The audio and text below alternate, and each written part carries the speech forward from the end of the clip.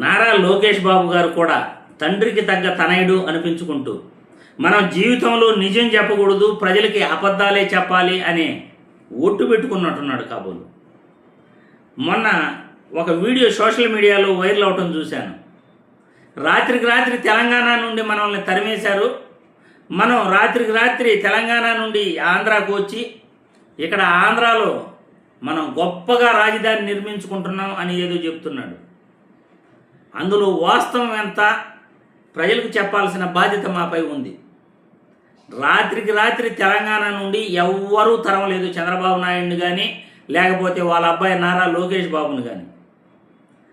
మనం రాత్రికి రాత్రి ఎందుకు వచ్చాము ఆత్మ పరిశీలన చేసుకోవాలి. నారా చంద్రబాబు నాయుడు మరియు లోకేష్ బాబు కూడా. ఓటుకు నోటు కేసులో అడ్డంగా దొరికిపోయిన చంద్రబాబు నాయుడు ఎక్కడ కేసీఆర్ జైలుకు పంపుతాడో అని భయపడి రాత్రికి రాత్రే ఆంధ్ర ప్రజలను మోసం చేసి 10 సంవత్సరాలు మనం హైదరాబాదులో ఉండే హక్కు కేంద్రం ఇచ్చినప్పటికీ కాదని రాత్రికి రాత్రే అక్కడి నుండి పారిపోయి వచ్చేసాం. ఎందుకు అంటే కేవలం కేసీఆర్ చంద్రబాబుని ఓటుకు నోటు కేసులో ఎక్కడ జైలుకు పంపుతాడో అని భయపడి మాత్రమే పారిపోయి వచ్చేసాం తప్ప రాష్ట్ర ప్రయోజనాల కోసం కానీ, లేకపోతే ప్రజల శ్రేయస్సు కోరి కానీ, రాష్ట్ర అభివృద్ధి కోసం కానీ మీరు రాత్రికి రాత్రి అక్కడి నుండి ఏపీకి రాలేదు. యాక్చువల్గా ఎత్తుకుంటే హైదరాబాదులో మనం 10 సంవత్సరాలు నివసించే హక్కు ఉండేది. 2014లో తెలంగాణ రాష్ట్రం విడిపోయిన తర్వాత 2024 వరకు 10 సంవత్సరాలు ఉమ్మడి రాజధాని హైదరాబాద్.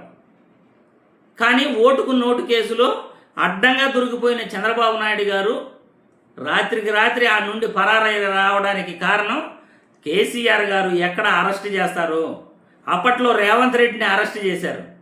అలాగే చంద్రబాబును కూడా ఈ కేసులో అరెస్ట్ చేస్తారని అక్కడి నుండి ఇక్కడికి పారిపోయి వచ్చాడు. అధికారంలో ఉన్నాం, మనం ఆంధ్రాలో ఉంటే మనల్ని ఎవరు అరెస్ట్ చేయరు, కాబట్టి మనం తెలంగాణలో ఉంటే ఖచ్చితంగా అక్కడ అరెస్ట్ చేస్తారని ఇక్కడికి పారిపోయి వచ్చారు. యాక్చువల్గా చంద్రబాబు నాయుడు తెలుగుదేశం పార్టీ రాష్ట్ర ప్రజలకు ద్రోహం చేసింది. ఎందుకంటే 10 సంవత్సరాలు హైదరాబాదులో మనం ఉమ్మడి రాజధానిగా నివసించే హక్కు ఉంది. అక్కడ 10 సంవత్సరాలు ఉంటూనే ఇక్కడ రాజధాని నిర్మించుకుని ఉండొచ్చు. ఉన్న నగరాలలో ఏదో ఒక గొప్ప నగరాన్ని మనం సెలెక్ట్ చేసుకుని గొప్పగా రాజధానిని నిర్మించుకుని ఉండొచ్చు తక్కువ పెట్టుబడులతో. కానీ చంద్రబాబు నాయుడు అలా చేయలేదు, హైదరాబాదులో ఉండలేదు. హైదరాబాదు ఉమ్మడి రాజధానిగా అక్కడ మన హక్కును మనం వినియోగించుకోకుండా ప్రజల్ని నమ్మించి మోసం చేసి అక్కడి నుండి పారిపోయి ఆంధ్రాకు వచ్చి బీడు భూముల్లో నేను రాజధాని కడతాను అని శపథం చేసి రైతుల దగ్గర 50,000 ఎకరాలు భూములు తీసుకున్నాడు. ఇప్పటి వరకు కూడా గత 10 సంవత్సరాలుగా భూములు తీసుకున్న రైతులకు ఇప్పటి వరకు న్యాయం చేయలేదు. నిజాలు చెప్పాలి లోకేష్ బాబు గారు.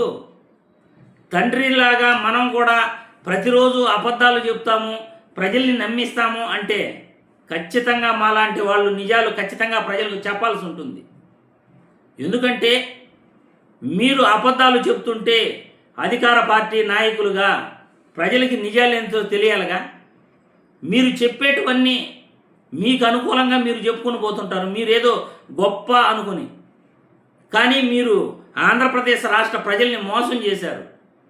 కాంగ్రెస్ అడ్డదిడ్డంగా ఆంధ్రప్రదేశ్ ప్రజల్ని మోసం చేస్తూ తెలంగాణని విడగొడితే మీరు రాత్రికి రాత్రే ఉమ్మడి రాజధానిని వినియోగించుకోకుండా ఆ ఉమ్మడి రాజధానిలో ఆంధ్ర ప్రజలు నివసించకుండా మన హక్కుని కాలరాసి ఆంధ్ర ప్రజలకు మీరు తీరని అన్యాయం చేస్తూ అర్ధరాత్రి అక్కడి నుండి పరారై హైదరాబాద్ నుండి ఏపీకి వచ్చారు. అది కూడా ఓటుకు నోటు కేసులో అరెస్ట్ కాకుండా మిమ్మల్ని మీరు రక్షించుకోవడానికి. అంత తప్ప రాష్ట్రం కోసం కాదు, రాష్ట్ర ప్రయోజనాల కోసం కాదు, ప్రజల ప్రయోజనాలు మాత్రం కాదు అని ఈ వీడియో ద్వారా ప్రజలందరికీ కూడా తెలియజేస్తూ, నారా లోకేష్ బాబు గారు ఇటువంటి అబద్ధాలు మరోసారి చెప్పకండి. మీకు భవిష్యత్తు ఉంది, భవిష్యత్తున్న యువతరం నాయకులు మీరు. ఇటువంటి అబద్ధాలు చెప్తే భవిష్యత్తు లేకుండా పోతుంది అని ఈ వీడియో ద్వారా తెలియజేస్తున్నాను.